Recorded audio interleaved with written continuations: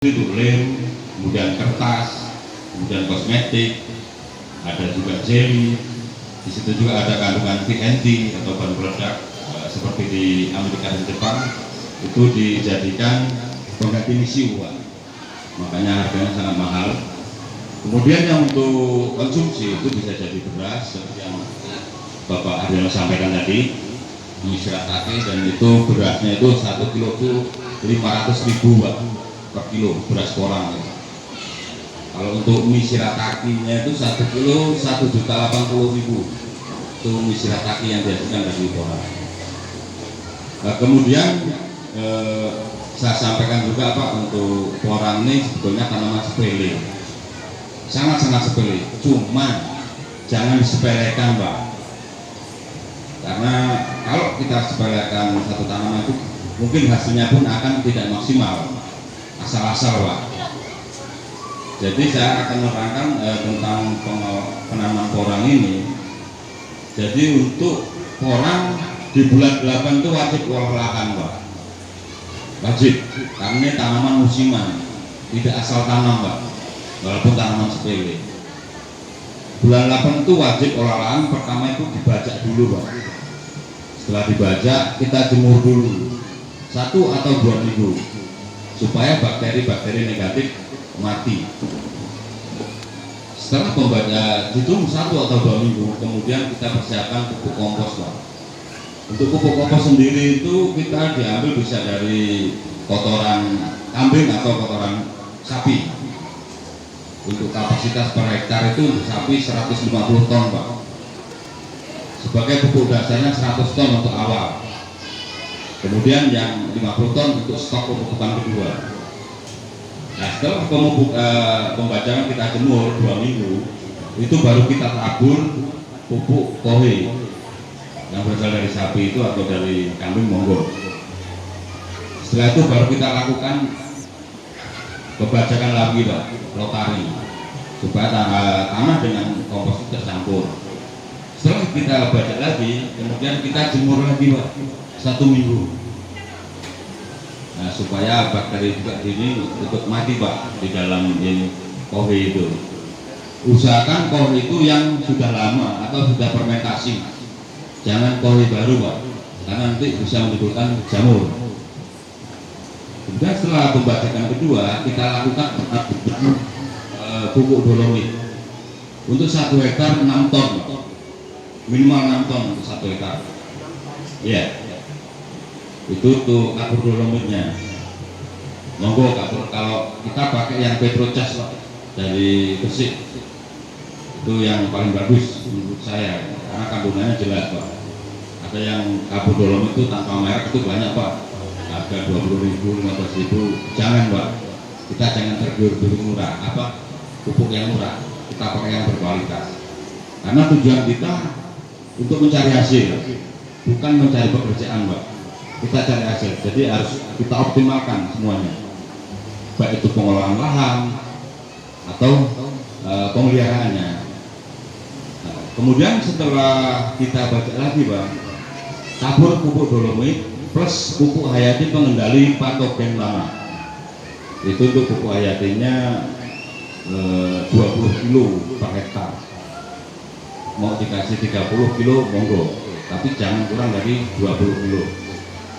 Karena itu seperti tahap-tahap tadi itu nanti akan mencegah Pak tumbuhnya penyakit.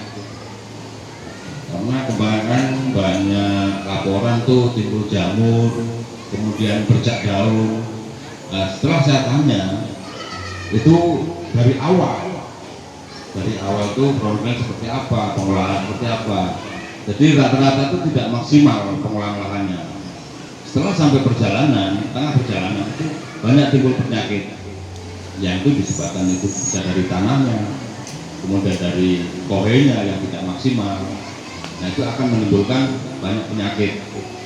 Sedangkan kalau sudah terkena jamur, sudah tidak ada obatnya Pak. Obatnya yang namanya berdoa mawon Pak, mawon.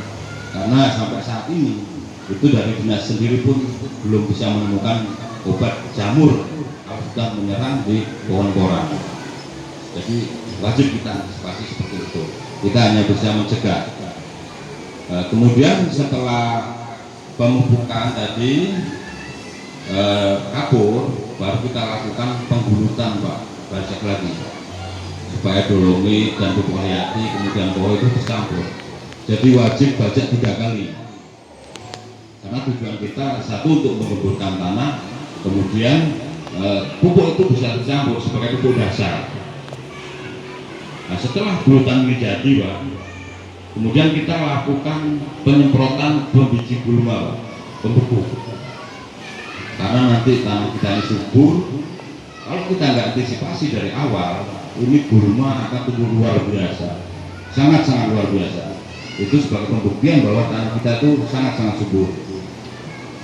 Nah, kemudian setelah kita semprot pembekuh biji, baru kita lakukan penanaman dengan jarak tanam sesuaikan dengan bibit Pak. Kalau bibit di bawah 10 gram itu kita pakai jarak tanam 35 kali 30, tapi bedengan tetap 1 meter Pak. Gulutan 1 meter, kemudian paretnya 25 cm atau 30 cm, karena untuk persiapan kita jalan ngobrol tanaman itu wajib ada jeda 25 sampai 30 cm. Kemudian juga seandainya kita pakai bibit yang besar Pak, itu jarak tanam sudah beda. Untuk bibit yang ukuran 2 on, kita pakai jarak tanam 50 kali 30. Itu 1 hektar itu bisa masuk 48 sampai 50.000 butir. Itu kalau bibit yang 2 on up. Cuma kalau bibit yang dari kata, itu yang isi 300 atau isi 400, itu 35 kali 30. Nah, kenapa kita pakai jarak rapat Pak? Ketika nanti porang ini tumbuh, ini daun ini tujuan kita cepat nutup Pak,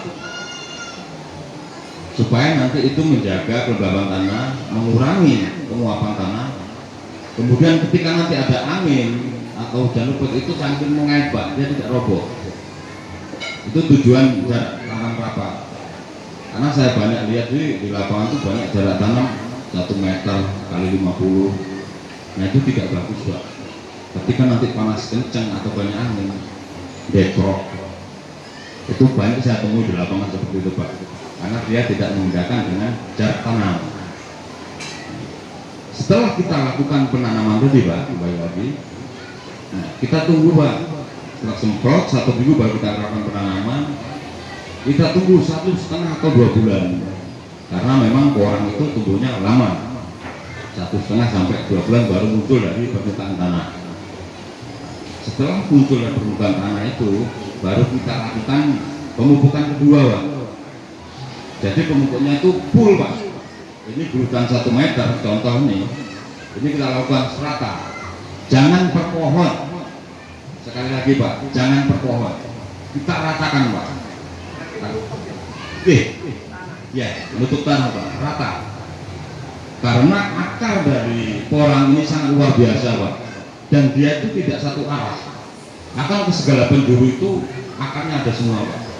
Setiap pori-pori porang itu mengeluarkan akar. Makanya waktu itu sempat saya katakan juga, porang ini tanaman 1 juta akar Pak, karena sangat luar biasa. Biji sebesar biji bekel, bola bekel, itu akarnya sudah 1,5 meter lebih Pak dia.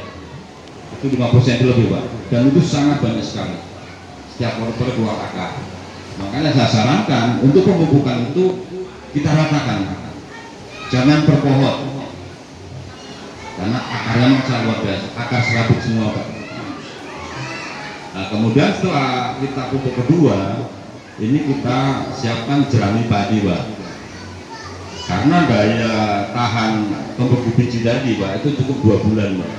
Sudah nggak ada kita lagi Pak, sudah tidak ini apa, kasihannya tidak kecil kalau berbulan. Jadi setelah pupuk kedua baru kita lakukan penutupan dengan jerami padi. Itu kalau 1 hektar itu 10 truk Pak. Kalau 1 hektar 10 truk sudah cukup. Kenapa kita lakukan pakai jerami padi? Yaitu tadi Pak, untuk mengatasi gulma, kemudian menjaga kelembaban tanah. Ketika dia busuk, dia akan menjadi pupuk jerami padi itu. Jangan kemudian busuknya jerami padi ini, daun itu nutup. gula pun suket gak tukul neh, Pak. Nih, kalau kita tidak lakukan seperti itu biaya untuk jemput